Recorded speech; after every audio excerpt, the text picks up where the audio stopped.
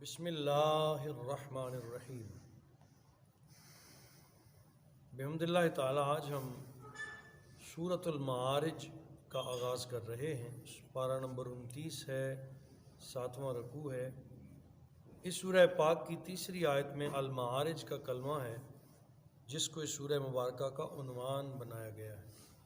اس میں 2 رکوع ہیں، 44 آیتیں ہیں، 224 کلمات اور 929 حروف پر یہ سورہ پاک مشتمل ہے۔ ساری سورہ پاک مکہ مکرمہ میں ابتدائی دور اسلام میں نازل ہوئی۔ اس کے مضامین میں پھر دوبارہ اہل مکہ کے قیامت کے انکار کا جواب دیا گیا۔ وہ روز قیامت کے وقوع ہونے کو ناممکن اور محال سمجھتے تھے۔ جب بار بار انہیں قیامت سے ڈرایا جاتا تو وہ از راہ مذاق نبی کریم صلی اللہ تعالی علیہ وسلم سے کہتے کہ عرصہ دراز سے آپ قیامت کی باتیں کر رہے ہیں، وہ آئی تو کوئی نہیں، اگر وہ ہے تو آپ اسے لے کیوں نہیں آتے تاکہ ہم بھی اپنی آنکھوں سے قیامت جیسی کیفیت اور حالت کو دیکھ لیں۔ اللہ تعالیٰ نے ان کی بیمار ذہنیت کی اصلاح فرماتے ہوئے ارشاد فرمایا کہ قیامت کوئی کھیل تماشا نہیں ہے جسے تم دیکھنے کی تمنا کر رہے ہو۔ دنیا کی کوئی طاقت اس کے آنے سے اسے روک نہیں سکتی، لیکن جب وہ وقوع پذیر ہوگی تو سماں بڑا ہی ہولناک ہوگا۔ آسمان، پہاڑ، زمین پرزے پرزے ہو جائیں گے، ریزہ ریزہ ہو جائیں گے۔ اس کی ہولناک اور دہشت سے ہر شخص تھر تھر کانپ رہا ہوگا۔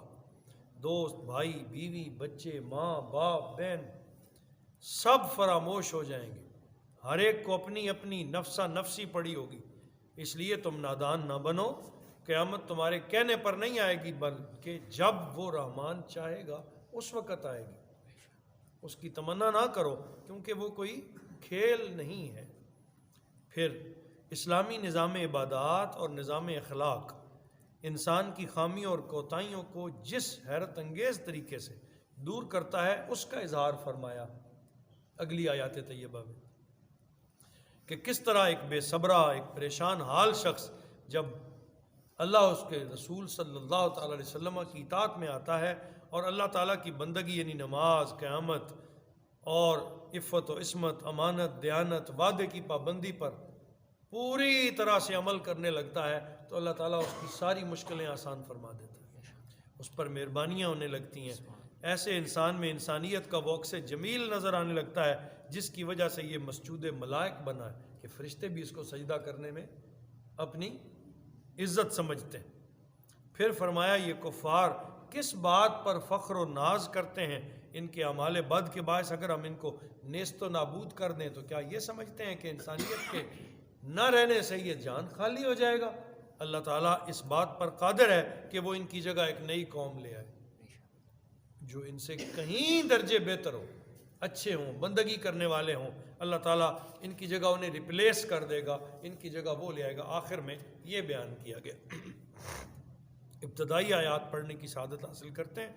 فرمایا سأل، بسم اللہ الرحمن الرحیم، سأل سائل بعذاب واقع، مطالبہ کیا ہے ایک سوالی نے آپ سے ایسے عذاب کا جو ہو کر رہنے والا ہے، بے عذاب واقع، جو واقع ہونے والا ہے۔ مکہ والے آ کے سوال کرتے تھے، للکافرین لیس لہ دافع، اور وہ شخص سن لے یہ تیار ہے کفار کے لیے اور اسے کوئی ٹالنے والا نہیں۔ جس نے سوال کیا ہے وہ سن لے کہ وہ تیار ہے، یعنی وہ دن واقع ہونے کے لیے تیار ہے۔ یہ اللہ کی مرضی ہے وہ کب آئے، لیکن اسے کوئی ٹالنے والا نہیں ہے۔ من اللہ ذی المعارج، یہ اللہ کی طرف سے ہے جو عروج کے زینوں کا مالک۔ معارج مانے سیڑھیاں، معارج کا لفظی معنی کیا ہے؟ ارج سیڑھی کو کہتے ہیں، اس کی جمع ہے معارج۔ جو عزتوں کے زینوں کا مالک ہے، جو اس عزتوں کی سیڑھیوں کا درجے دینے کا مالک ہے، خود عزتیں عطا فرمانے والا ہے، یہ دن اس اللہ کی طرف سے ہے۔ تعرج الملائکۃ والروح الیہ، عروج حاصل کرتے ہیں، یہ سیڑھیاں چڑھتے ہیں کون؟ فرشتے اور جبرائیل اللہ کی بارگاہ میں۔ اللہ کے بندے اللہ کی بارگاہ میں یہ سیڑھیاں چڑھتے ہیں، یومن اس دن میں کان مقدارہ 50,000 سنہ، جس کی مقدار 50,000 سالوں کے برابر ہوگی۔ اب اس دن کی بڑائی کا بیان کر دیا۔ اس پر علماء محدثین و مفسرین نے بڑی بحث کی ہے۔ بعض تو کہتے ہیں کہ اللہ تعالیٰ نے صرف اس دن کے خوف دلانے کے لیے یہ ارشاد فرمایا ہے کہ جو نافرمان، فاسق، کافر، مشرک ہوں گے ان کے لیے یہ دن اسی طرح ہوگا جیسے 50,000 سال، ختم ہونے کوئی نہیں آئے گا۔ اور جو ایمان والے ہیں ان میں سے سرکار نے فرمایا بہت سے میرے غلام ایسے ہوں گے، قسم اس ذات کی جس کے قبضہ قدرت میں میری جان ہے، یہ دن مومن کے لیے بڑا ہی مختصر کر دیا جائے گا، یہاں تک کہ جتنا وقت فرض نماز کی ادائیگی میں لگتا ہے اتنے وقت میں مومن سے یہ دن گزر جائے گا۔ جو انعام والے ہوں گے، جن پر اللہ کا کرم ہوگا، مہربانی ہوگی، انہیں پتہ ہی نہیں چلے گا، روز حشر گزر جائے گا۔ کافر، مشرک، منافق، نافرمان، ان پر یہ دن ختم ہونے کا نام نہیں لے گا، بلکہ لمبے سے لمبا ہوتا جائے گا۔ تو مدت بیان کرنے کے لیے نہیں بلکہ اس کی سختی بیان کرنے کے لیے یہ کہا گیا ہے کہ وہ 50,000 برس کے برابر ہوگا۔